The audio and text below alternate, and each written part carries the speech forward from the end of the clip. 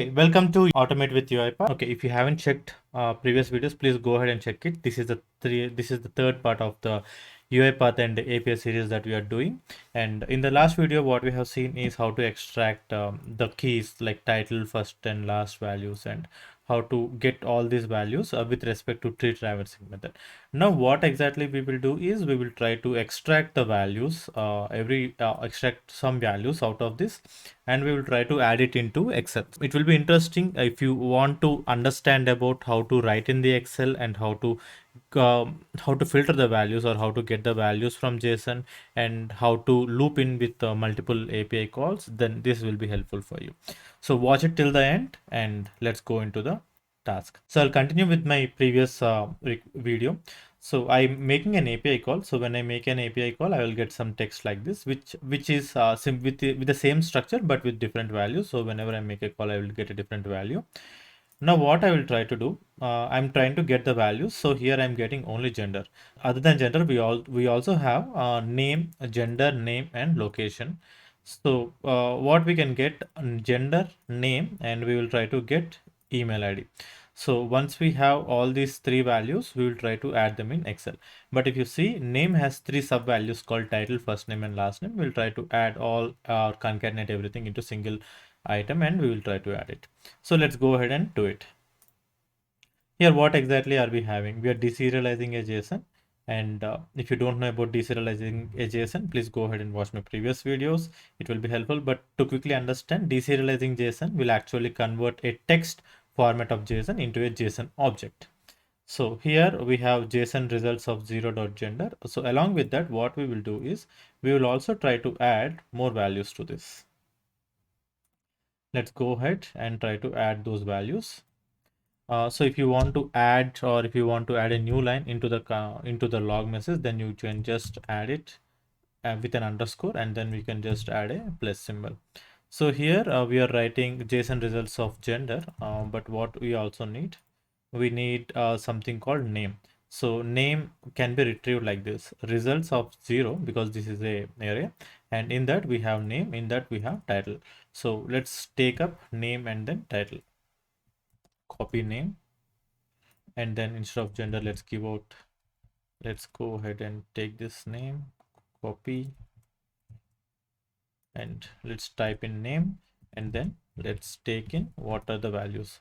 So we have Mr., that is title. So let's give it out as title. Make sure that you are having the keys properly so that you will not mismatch anything. So along with this, what I also need is I just need to add, so this is one object or this is one value.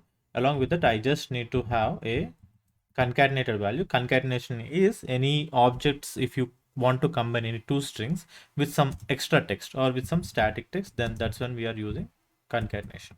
So here we have space between these two, and what we can also do is, instead of having it as a new value, let's add it here.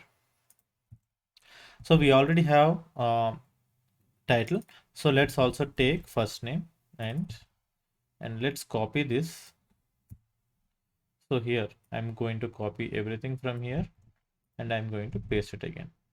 So here we have last. So if you see here, we are traversing from results of 0, then name, and then to title, first and last. So what this will ideally give me as an output is gender will get, and then title, and that is concatenated with the first and the last one values. So I just also want to add one more value called email ID. So whatever the email ID that I have, I just need to add it. So what I can do, I can just go ahead and add a plus here, or I can add an underscore so that I can add my code to the next line. So let's see, I just closed. So let's add the value. So let's go ahead and add an underscore. It's not an hyphen. And then let's add plus and then email. So this will still be valid to have these values. So instead of name and title, see if you can minimize this one and if you can minimize this one. So everything or every subtree, like in the results we have an object, in that gender, name, and location we have. So there is no need to write something like this, like name and subtitle. But what we can directly give, we can go with something like a gender value. So I can go with here and I can just add value here. So now I just want to repeat it. Let's go through it once again. So what exactly are we having? We are already having gender. Along with gender, we are trying to add the values, that is name, and then I just want to add email as well. Let's go ahead, let's save it, and then let's run the flow. So here we have the JSON object and then the JSON, str JSON. Maybe the str JSON is what I'm getting from the complete JSON string. Let's see. Yes, this is the JSON. So let's run this file again. So when you're running the file, this will execute only part one, but when you're running it, when you're using run, then it will start from main. Okay, the email is alfonso.monterio@example.com. So what I can do, if I want to add this into an Excel, I can do it in two ways. First thing, I can add it in a create a data table in the beginning and then add data rows. And the second one is to just append the value to a text file in the CSV. So I'll go with the first one. So before moving further, what I will do, we need to add it to a Excel. So what Excel contains? Excel contains tables. So we need to first create a table. Let's go ahead and build a data table. So build data table will give me an option to create columns. So the first column will give me a name. This is what I'll add, and the second column I just want to add as a string value, and this string value can contain gender. Okay, and then so don't skip it out, because we'll also try to convert this or we will try to convert this into substring. Like if it is male, I just want to intimate or add as a M, and if it is female, I just want to add as F. Other than that, I don't want to add anything. So let's also see how to add that in here. And here example email, and I will add email as well. So we have three values: name, gender, and email. Now let's add some sub values here. So this is, or what we are seeing here is just the headings or headers of the Excel file. Okay. So what I'll also try to do is I will try to add these values into current date. So there will be a question in the interview like how can you add value to the current date, or how can you create a file to the current date. So what I'll do, I will write a append range or add range. Let's do something like this. We'll try to find out if the file is available, then we will append the values. If the file is not available, then we'll create the file. Okay, so I'm using write range, and also we'll try to use append range. So the difference between write range and append range is append range will not add headers, but write range will add headers. So append range, we need to go with the workbook activity. So append range is what we can see. So here we have append range. So how to differentiate between workbook activities and Excel activities? So every workbook activity will definitely have a path in it, but all the Excel activities will have a common scope like a parent, and then depending upon the traversal we want to do, or depending upon the activity that we want to perform, it will execute. Okay, so here I will just add activity to add. So I will add assign, and in this assign I will just try to add control K file path. So in this file path, what I will try to add is, let's see, I want to add all the values to data, and in that data I will just try to add the output file. So here we have data, and here if I want to traverse in the folder structure, I can give as data slash and the current date. So what is the current date that I can add? So any time if you want to get the date, now you can use a keyword called now. So now will actually give you the current date dot toString, and in this toString you can add the format that you want, dd, and then yy. So this will give me date with 2 digits, month with 2 digits, and triple y, 4 y's will give me the complete year. So anytime that I want to add, I can just directly do this, so that every day it creates a new file. Now let's go ahead and see what or how can we add this value. Like if I want to, if the file is already available, then I can write the range. What happens if I only use write range? If the file is already having some data, and if I use write range again, it will replace the data. I don't want to do that. But instead, if the file is available, then I can, if is the activity that I can use, or we also have an activity called exists that actually checks for file exists. So here we have file exists or path exists. So what exactly this will give me? So this will give me the path, file path, and this file path, it will tell me whether this particular file is available or not. I can write something like bool file exists. So what this will give me? This will give me an output of Boolean value, and I can write an if condition. So here the if condition will be something like Boolean value file exists. So if it is true, then go ahead and append the range. But if it is false, I can go ahead and write the range. So what it will directly do? It will directly write range if the file is not available. But if the file is already available, then it will append the range. Let's go ahead and add the file path. I can just give file path. So instead of giving the path every time, I assigned it already to a variable. So I can use it, reuse it any number of times. In the right range, there is an option called add header. You need to check it up so that you can add the values. So here you can see that there is an input called data table. So what data table are we going to give? Here, this is the data table that we have, and result dt. So try to use the naming conventions. So for boolean I use bool, and for string I use str, and for data table I use dt. So this is the best practice, and dt underscore result is what you can have. What exactly can we add here? We can directly add dt. But if you observe properly, we just created a data table, but we did not add any value to it. So how can we add it? Here is where we will get one more ascend statement, or we can use add data row. Add data row to a data table. This is what we can use, or else we can directly use add. Okay, let's use this and let's try to see. So here it gives me three objects. First object is data table, that is dt result. A data row. If it is a data row object, then I can add it. But what I can do is I can also add an array of values. So the values that I have are from here. If you see in the output, we already have the values, right? Mail, the complete name, and then the email ID. So in the data table, we have name, gender, and email ID. Let's segregate it according to the values. So this is the value that I completely have. And here, let's go with add data row, and I use Ctrl Shift T to open it in a big screen or full editor. So first I have the name. So I will add the name first, and then the comma, and then uh, email. Okay, and then the gender, and then the email. So everything should be separated by commas. So that's the main important part.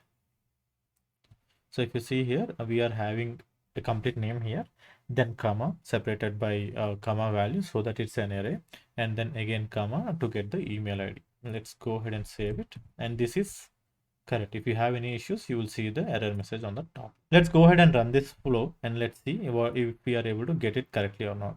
What I can try to do is I will try to run it in debug mode so that we can have a clear understanding. Breakpoint, debug file. So if you want to have this code will be committed to my GitHub. So go ahead and check out my GitHub to get the values or to get the complete code. But I suggest you to seriously do it by yourself so that it will be easier for you to understand. So file path we have, that is data with now. So let's see what is the file path. I'll be using all the panels.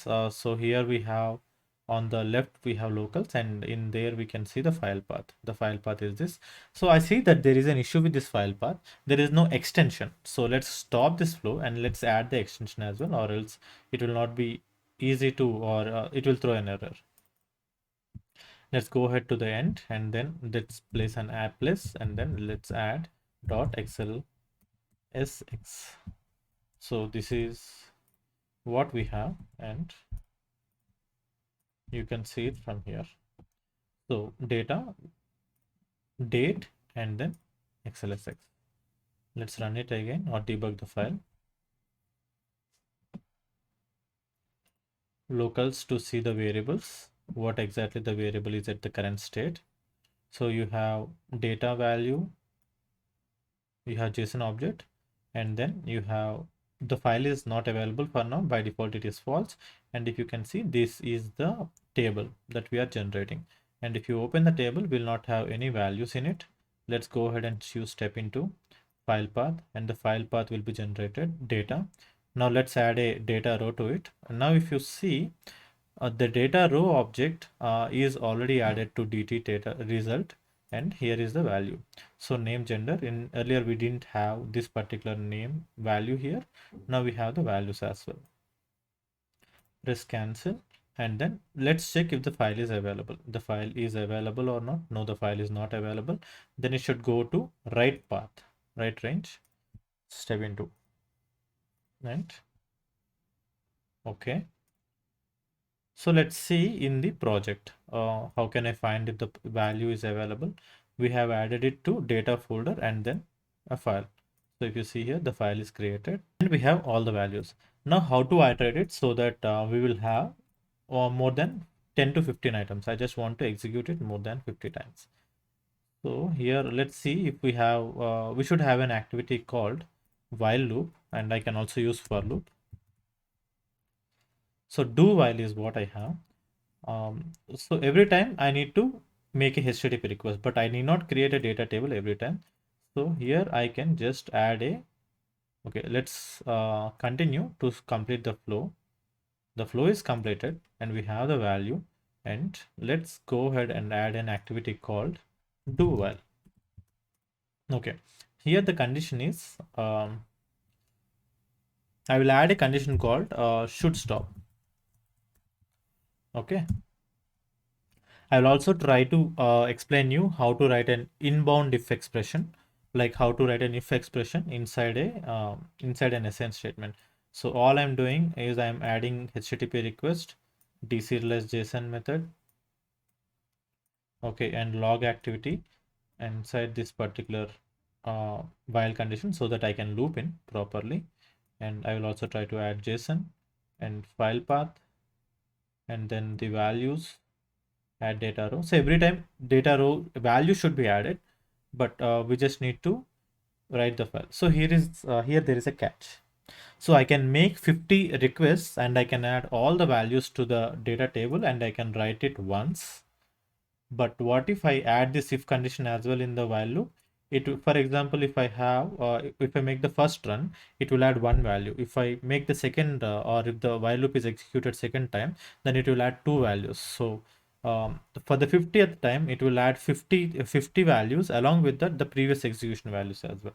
So what I'll do, I'll keep the file exist and as well as the if loop outside. Here I will write an ascend statement again. So here I will try to assign a value called should stop. Let's add should stop value, and here the should stop value should be false only if there is a if the counter variable or the counter variable is 50. So here I will try to create a variable called counter, and this counter will be of a type integer and it will start with 1. Okay, try to understand. To make sure that should stop activity should run, or this particular while loop should run for 50 times, I made a counter variable so that I can track how many times does it execute. And also let's see what exactly can we do. Here we have should stop activity, and also along with that should stop, let's also add one more activity called assign. We'll add counter variable, and in this counter variable I'll keep it on the top, and the counter variable should be incremented counter plus plus, or I can just give counter plus 1. So when first time it will be 1, the second time it will be 2. And if the counter variable is greater than 50, only then I should stop. How can I get it? I will try to add a if condition here. So again, we have two types of if, right? The condition decision flow in the decision and the if statement. But along with that, we can also write inbound or inline if statement. If counter is greater than 50, then uh, should stop equal to, okay, this is a condition here. So here there are two different ways I can understand this. So if I keep should stop as true, okay, so if the counter variable is greater than 50, then should stop should be true, or else should stop should be false.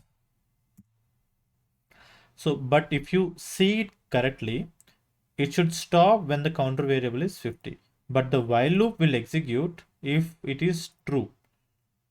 Here I can change this variable. I just want to change it to should continue.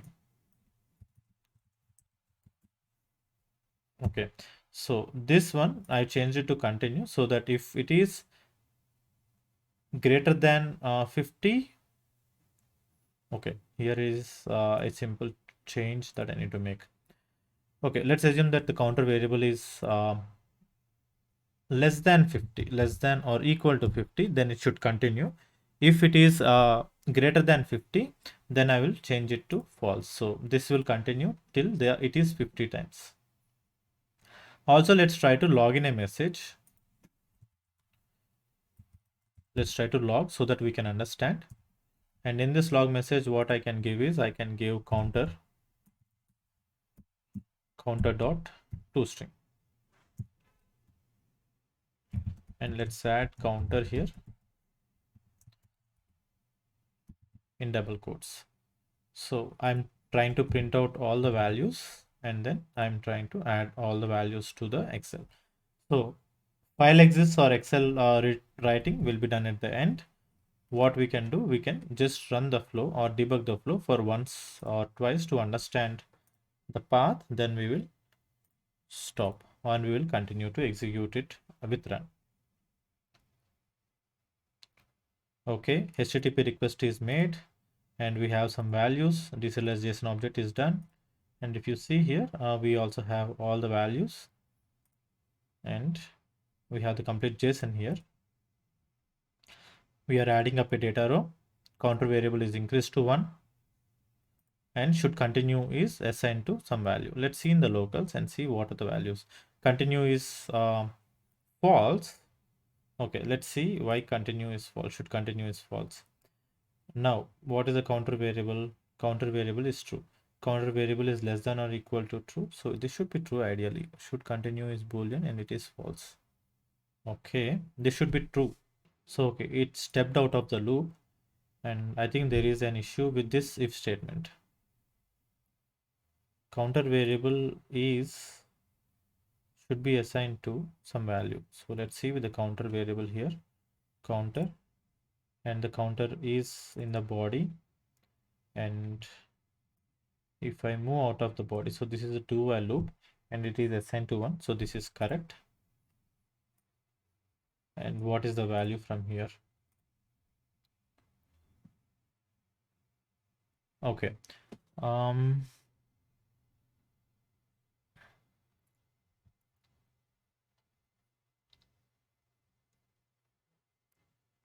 okay, the only mistake that I have made here is I shouldn't have added this like this, but I should have added this like this. So if the counter variable is less than 50, then it is true. If it is greater than 50, then it is false. Now we will try to assign it correctly. Okay, the assignment is already done in here. I just need to say if it is true or false. So this is the mistake that I have done. Let's go ahead and keep a breakpoint only here so that we will stop it only here. Debug file.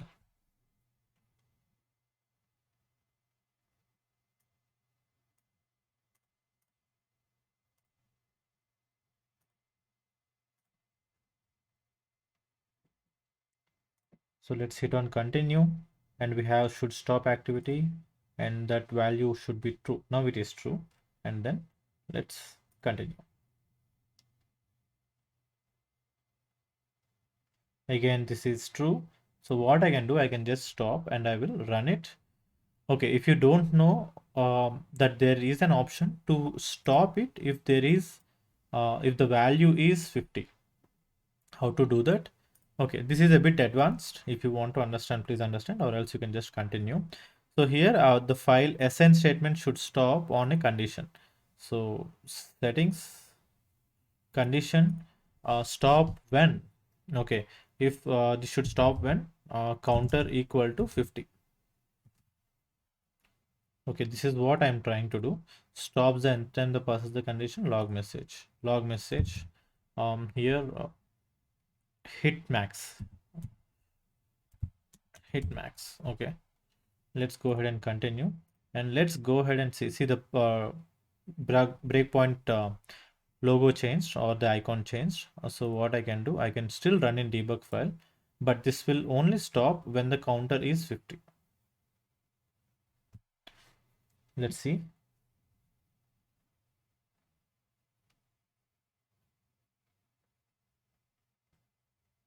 Now the counter is 2.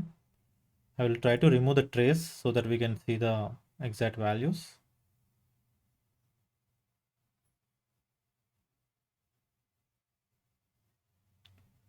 And also let's see with the breakpoint. Let's break this for a while to check what is the current counter value. Okay, here the problem that's happening is the counter value is not getting incremented because every time it's going into body, it is assigning it to 1. So to avoid it, this is one simple step that we need to do. Counter scope should be increased. Let's stop it.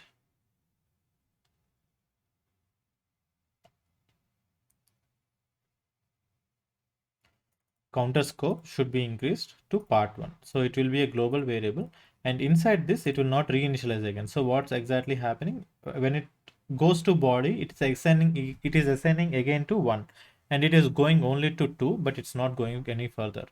So let's go ahead and debug the file again. And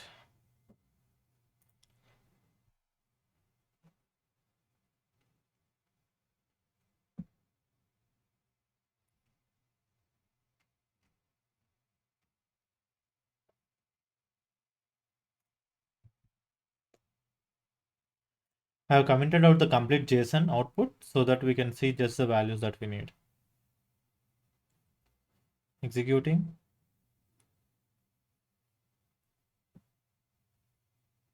Okay. Now the counter value is getting incremented. To make it much more easier, let's try to run this. So the code is executing properly without any issues. I will run the file now. Let's go with the output. This is faster. Since we are executing this, we'll not have these breakpoints and all working. And let's see the output. And let's refresh this file. Here is the output. And here are the values with all the files or all the data that we have. Since we have initially executed it once, we have the previous value still on, but we have remaining 50 items. So I'll be waiting for your outputs as well. Let's go ahead, and if you want to check with the code, go ahead and take it from the GitHub. And do like, share, and subscribe. Automate with UiPath. And this is your Vajrang. For the next video in this series, what we'll try to do, we will try to filter out, or we'll try to download this image files. So how to download image files from a JSON is what we will see.